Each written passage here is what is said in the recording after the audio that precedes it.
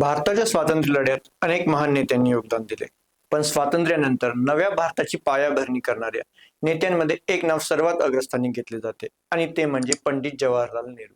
स्वातंत्र्य सैनिक, विचारवंत, लेखक, मुत्सद्दी आणि आधुनिक भारताचे शिल्पकार म्हणून त्यांना संपूर्ण जगात ओळखले जाते. भारताच्या स्वातंत्र्य लढ्यात त्यांनी दिलेले योगदान आणि स्वातंत्र्यानंतर देशाच्या विकासासाठी केलेले कार्य आजही इतिहासाच्या पानांमध्ये सुवर्ण अक्षरांनी लिहिले गेले आहे. ब्रिटिशांच्या गुलामगिरीत अडकलेल्या भारताला स्वातंत्र्य मिळवून देण्यासाठी त्यांनी केलेला संघर्ष आणि स्वातंत्र्यानंतर भग्न अवस्थेत असलेल्या देशाला आधुनिकतेच्या दिशेने नेण्याचे महान कार्य त्यांनी केले. आजच्या या व्हिडिओमध्ये आपण पंडित जवाहरलाल नेहरू यांचा जन्म, शिक्षण, स्वातंत्र्य लढा, तुरुंगवास, भारताचे पहिले पंतप्रधान म्हणून केलेले कार्य, भारत चीन युद्ध आणि त्यांचे वैयक्तिक आयुष्य, अखेरच्या क्षणापर्यंतचा इतिहास जाणून घेणार आहोत. जय महाराष्ट्र मित्रांनो, मी भावेश. आपण ऐकत आहात अज्ञात प्रवास. 14 नोव्हेंबर 1889 रोजी प्रयागराज येथे जवाहरलाल नेहरू यांचा जन्म झाला. त्या काळात अलाहाबाद हे उत्तर भारतातील एक महत्त्वाचे शहर मानले जात होते. त्यांचे वडील मोतीलाल नेहरू हे प्रसिद्ध वकील होते आणि इंग्रजांच्या काळात त्यांचा मोठा मान सन्मान होता.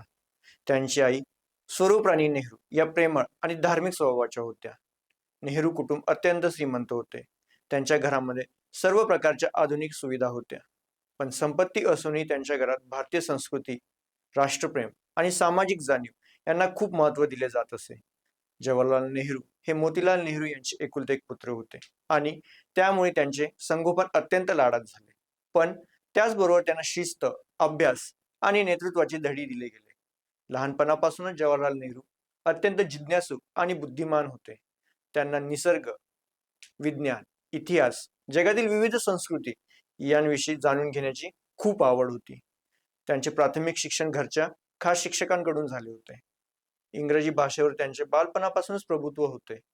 त्याचबरोबर त्यांनी संस्कृत आणि हिंदीचे ज्ञान मिळवले होते. नेहरूंवर लहानपणीच पाश्चिमात्य विचारांचा प्रभाव पडू लागला होता, पण भारतीय संस्कृती आणि परंपरांबद्दल त्यांना नेहमीच आदर होता.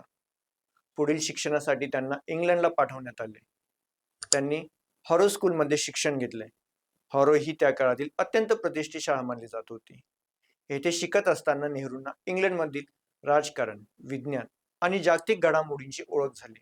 पुढे त्यांनी युनिव्हर्सिटी ऑफ कॅम्ब्रिज मधील ट्रिनिटी कॉलेजमध्ये प्रवेश घेतला आणि नैसर्गिक विज्ञान विषयात पदवी प्राप्त केली. विज्ञान विषयातील त्यांचा अभ्यास पुढे त्यांच्या विचारसरणीत स्पष्टपणे दिसून आला. त्यांना वाटत होते की भारताचा विकास विज्ञान आणि तंत्रज्ञानाच्या मदतीनेच होऊ शकतो. यानंतर त्यांनी लंडनमध्ये कायद्याचे शिक्षण घेतले आणि बॅरिस्टर बनले. इंग्लंडमध्ये राहत असताना त्यांनी अनेक युरोपीय विचारवंतांचे साहित्य वाचले होते.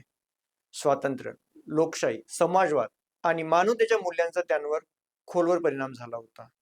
याच काळात त्यांना भारताच्या गुलामगिरीची तीव्र जाणीव होऊ लागली.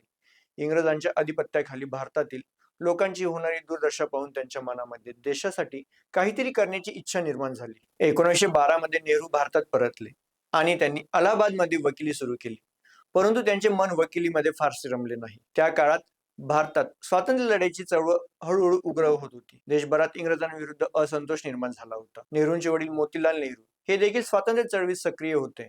त्यामुळे जवाहरलाल नेहरू यांनाही राजकारणाची आवड निर्माण झाली. 1916 मध्ये त्यांची भेट महात्मा गांधी यांच्याशी झाली. गांधीजींच्या साधेपणाने, विचारांनी आणि अहिंसेच्या मार्गाने नेहरू खूप प्रभावित झाले. गांधीजींच्या नेतृत्वाखाली त्यांनी स्वातंत्र्य लढ्यात सक्रिय सहभाग घेण्यास सुरुवात केली. याच वर्षी त्यांचा विवाह कमला नेहरू यांच्याशी झाला. कमला नेहरू यांनी स्वातंत्र्य चळवळीत मोठे योगदान दिले होते. पुढे त्यांना इंदिरा नावाची मुलगी झाली, जी मुलगी नंतर भारताच्या पंतप्रधान बनल्या. नेहरूंनी असहकार आंदोलनात सक्रिय सहभाग घेतला. त्यांनी देशभर दौरे करून लोकांना स्वातंत्र्य लढ्यात सहभागी होण्यासाठी प्रेरित केले. त्यांच्या भाषणांमध्ये जोश, राष्ट्रप्रेम आणि आधुनिक विचार यांचा संगम असायचा. ते विशेषतः तरुणांमध्ये खूप लोकप्रिय झाले होते. इंग्रज सरकारने त्यांच्या वाढत्या लोकप्रियतेमुळे त्यांना अनेक वेळा अटक केली. त्यांनी जवळपास 9 वर्षे विविध तुरुंगांमध्ये घालवली होती. तुरुंगवास हा त्यांच्या आयुष्यातील अत्यंत महत्त्वाचा काळ ठरला. तुरुंगात असताना त्यांनी अभ्यास, चिंतन आणि लेखन सुरू ठेवले. त्यांनी आपल्या मुलीला इंदिरा गांधी यांना पत्रांच्या माध्यमातून जगाचा इतिहास समजून सांगितला.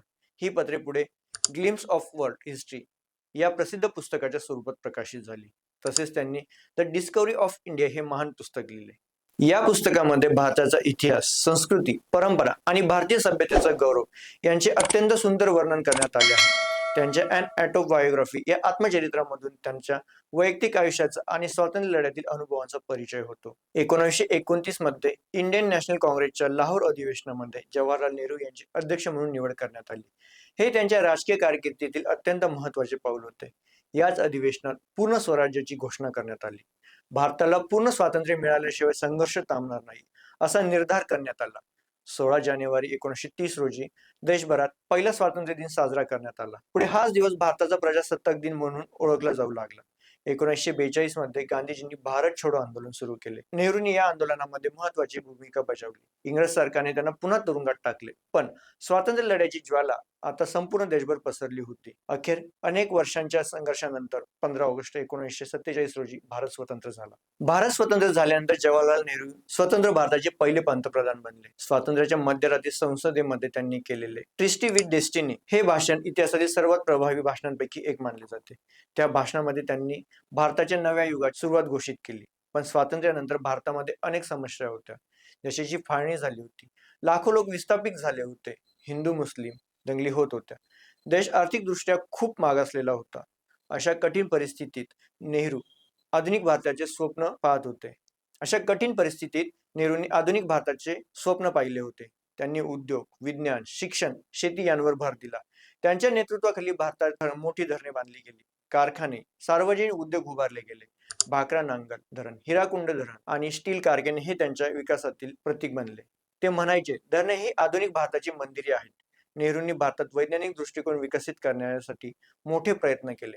त्यांच्या काळात Indian institute of technology, IIMS, DRDO आणि ॲटॉमिक एनर्जी कमिशन यांसारख्या संस्थांची स्थापना करण्यात आली. त्यांनी शिक्षण आणि संशोधनाला राष्ट्रीय विकासाचा पाया मानले. परराष्ट्र धोरणामध्ये नेहरूंनी भारताला स्वतंत्र ओळख निर्माण करून दिली. त्यांनी कोणत्याही महासत्तेच्या दबावाखाली न जाता तटस्थता ही नीती स्वीकारली. जोसेफ ब्रोज टिटो आणि गॅमेल अब्देल नासेर यांच्यासोबत त्यांनी जगात शांततेचा संदेश दिला. भारत आणि चायना यांच्यात सुरुवातीला चांगले संबंध होते. पंडित जवाहरलाल नेहरू यांनी शांतता आणि मैत्रीवर भर देत हिंदी चीनी भाई भाई ही घोषणा लोकप्रिय केली होती. 1954 मध्ये दोन्ही देशांमध्ये पंचशील करारही झाला होता. पण सीमावाद आणि तिबेटच्या प्रश्नांमुळे दोन्ही देशांमध्ये तणाव वाढू लागला. 20 ऑक्टोबर 1962 रोजी चीनने अचानक भारतावर हल्ला केला. भारतीय सैनिकांकडे कमी साधने असूनही त्यांनी शौर्याने लढा दिला. पण चीनचे सैन्य अधिक मजबूत आणि आधुनिक होते. त्यामुळे भारताला मोठा धक्का बसला.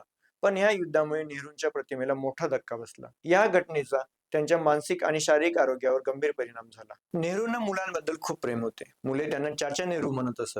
त्यांच्या वाढदिवशी म्हणजे 14 नोव्हेंबरला भारतात बालदिन साजरा केला जातो. त्यांच्या कोटावर लावलेला लाल गुलाब हा त्यांच्या व्यक्तिमत्वाचा एक खास भाग बनला होता.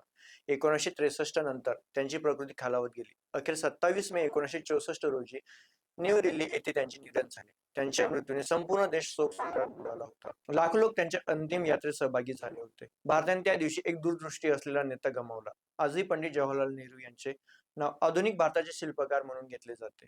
त्यांनी भारताला लोकशाही, विज्ञान, उद्योग, शिक्षण आणि आधुनिकतेचा मार्ग दाखवला.